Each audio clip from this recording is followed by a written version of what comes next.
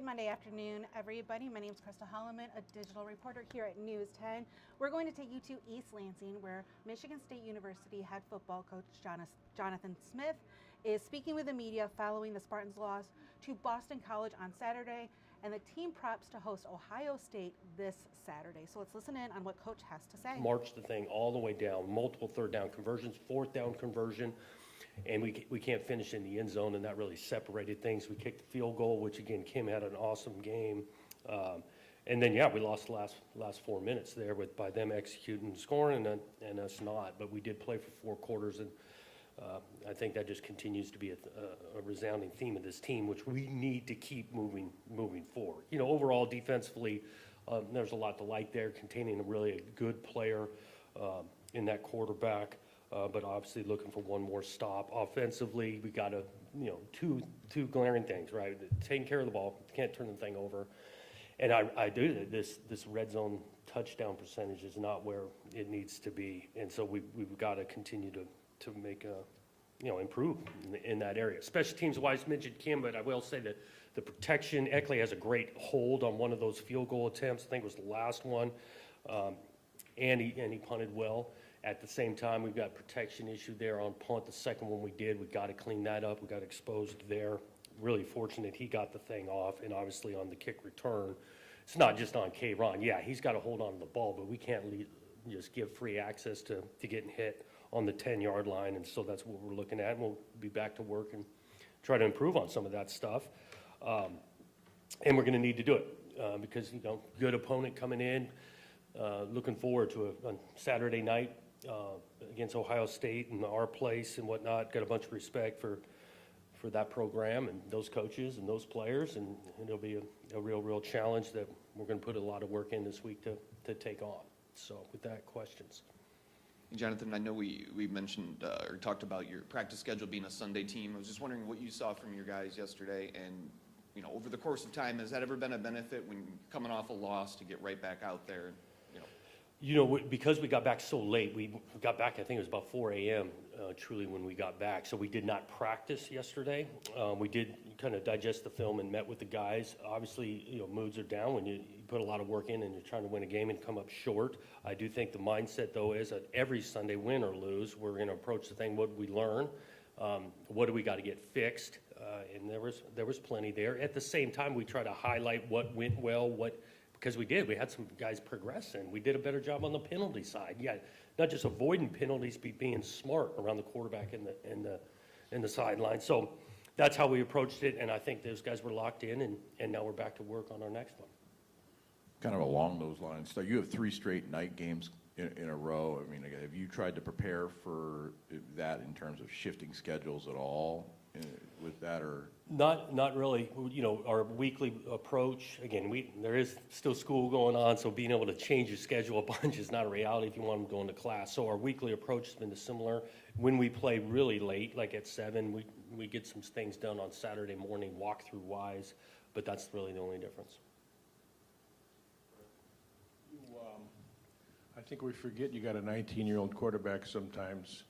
He plays with a kind of an abandon, and yet is there a line you have to find between playing with reckless abandon and playing with energy, if you know what I mean? Yeah, there's a fine line, and you want to play to the edge and not cross it. And again, there's some learning experience going. Aidan's working at it. I think we got to continue to work to help him scheme-wise, right? We're always looking for put him in the best position, but I also think of those other 10 guys. We could help him out a ton by running the ball more effectively, efficiently, not getting in some of these situations where it's 3rd and 10 again and asking him to get us out of that. So it's a group effort to avoid the negative plays and try to keep him out of a situation where he it's all on him. Jonathan, it's obviously a new staff, half the roster's turned over, but it's been a while since this next matchup's really been competitive. Do you talk to the team at all about belief this week and sort of making sure their confidence is that they sort of belong on the field in this game, so to speak? Yeah, I don't know a ton of we're going to talk about it like being belonging. We're excited about opportunity on Saturday. We get 12 of them guaranteed. I want our approach to be pretty consistent. We respect everybody we play. Obviously, these guys demand some respect, and so we'll give them that with our work and preparation. I think hopefully we'll get them to the point on Saturday. They're going to be excited playing this game. There's some good players on the other side, and the atmosphere at our place, counting on it being packed and full of energy, and they're going to be excited to play. Just to follow up on Aidan, just what did you see from him yesterday? What was his attitude like? And then obviously going up against one of the nation's best defense, how do you just hope to see him respond throughout this week and then obviously on Saturday as well? Yeah, he was disappointed, just like everybody in the building was. He's anxious to get back and look at it, get to work, fix some things. Again, it's about learning in these games, not just for him, for ourselves, the coaches, players, everybody continuing to learn. And really gain some confidence that, we can do it at a high level. We've got to do it at a more consistently, and that's been his approach, and I'm counting on it tomorrow at practice being the same. Jonathan, what can you do with the red zone efficiency? What's the problem there that is correctable? Mm-hmm. And when you look at Aidan's picks, are they read and recognition or just errant throws? This particular game on the interceptions, the couple of decisions, reads, was more the issue than just being flat out errant with it.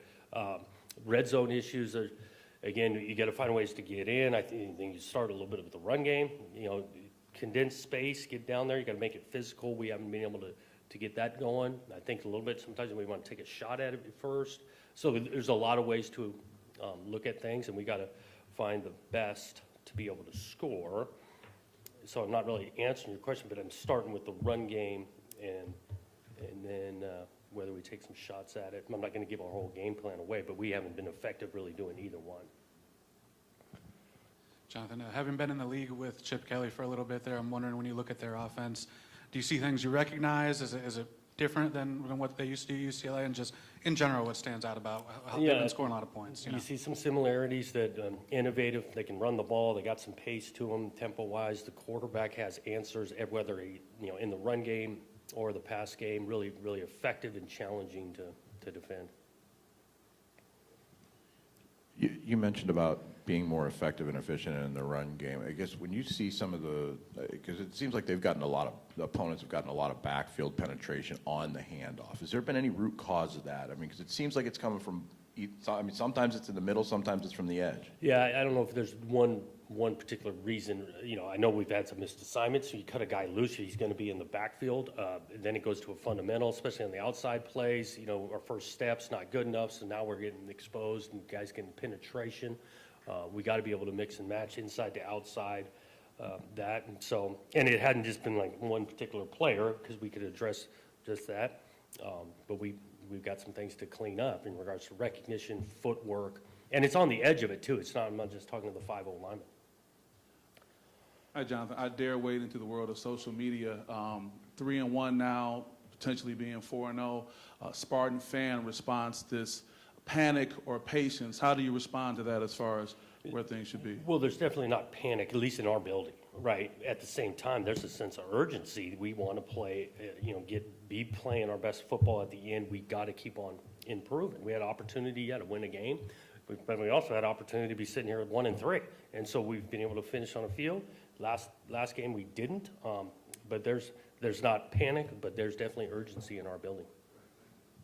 Coach, obviously you always want to win, but is there almost a silver lining to experiencing a loss before you head into this tough stretch?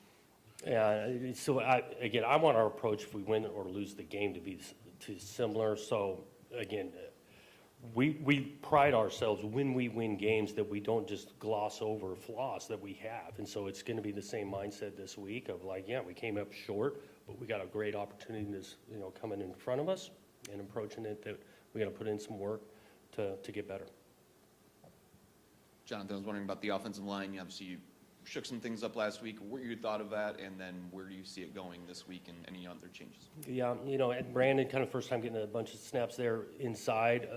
It was new on him, but he did some good things. As a whole, we got to find some more consistency there. We'll see what this week looks like if we keep the same 5 guys or not. But those guys know we've got to continue to improve, just like everybody. There was some good snaps. Think about that 4th and 1, and that was a huge play in the game. And those guys created enough movement. K-Ron had a nice carry, and so there's some snaps of really positive play. We just want more of them.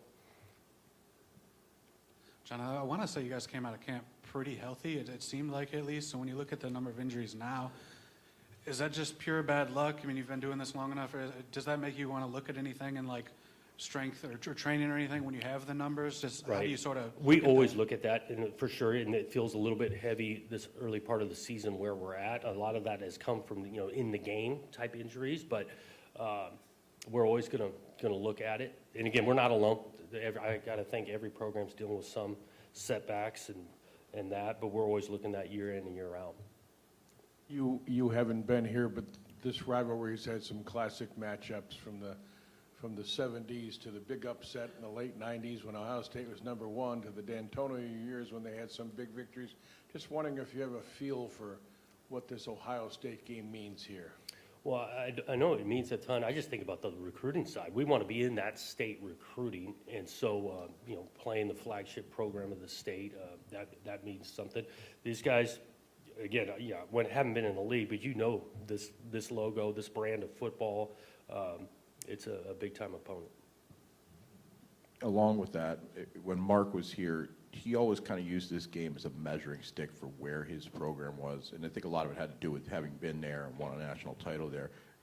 I guess, how do you do that? And when you have upper echelon teams in your conference, I mean, you had to face Oregon out there. Do you kind of use a program like that, and how do you use that as a measuring stick? Mm-hmm. I don't know if we sit here and pinpoint, okay, these two opponents are going to tell us where we're at as a program. We got a bunch of respect for them, but again, we're going to treat this Saturday and our approach to this Saturday very similar, understanding that you're going to have to play really well to win a game, and I think we approach that week in and week out. Jonathan, you've had some short yardage defensive success, and none more maybe than the goal line stand where you force the fumble, then even when they get it back, you stand them up. But I'm wondering if in your experience, when that happens for a team, does it become part of the DNA and their confidence down there, and does it, obviously you got to have the players to do it, but does it feed itself a little bit? They're not in yet, and so we know we're making them line up again. I did think it said something. The play before, the ball's on the ground, we've got an opportunity to get it, and we don't. And we got to line up again on 4th down, and then they show up and stop a good quarterback with good scheme. That was a huge momentum shift. So I think there's a belief that if they're not in yet, we can keep them out, and we've had multiple examples of that defensively. Again, I go back to this team of you get that stop, and then we literally go about 90 yards offensively, converting multiple times in a hostile place, and the conditions ain't great to take the lead. It said something about this team. Jonathan, they have not really been challenged so far. 3 blowouts. You guys it's been the opposite. You've been in 3 real close games. Obviously, you want to be in the fourth quarter, but if that were to be the case, do you see any benefit, maybe that for you guys having been battle tested and they haven't? Yeah, I think it's, I can't really speak on their behalf. I think there's some beauty to not being tested. But for us, we've definitely been tested and that. And we're going to get tested week in and week out this whole season. And so I think we've got some resilience to us, and we want to find a way in the fourth quarter to come out on top. On the penalties, was there anything different you told the team leading up to the Boston College game? Not a ton different. I do think those, again, we're learning, we're progressing. Our awareness was better around the sideline. I think we played with better technique at times, that kind of thing. Again, offensively, on the road, to have the 1 false start was better. We'd love to get it to 0, but there was nothing out of me. I go back. This place, we want to be player-led. Those guys have taken some ownership and did a better job on the penalty side. Jonathan, I'm just curious. We saw when you guys were in the gun, you were doing the guard check sort of deal to snap it, like the guard was tapping the side. Just purely curious, how does that work? And was that like a road environment thing, or was that a rain thing? That was a road, just noise, and there's a few ways you can do it. It's kind of silent count, whether you got the guard looking back or the center's between his legs, and we try to use different ones on the road when, it's loud. And we want to be able to change that up, right? I don't want to give you all the ins and outs of the thing for the next time we're on the road.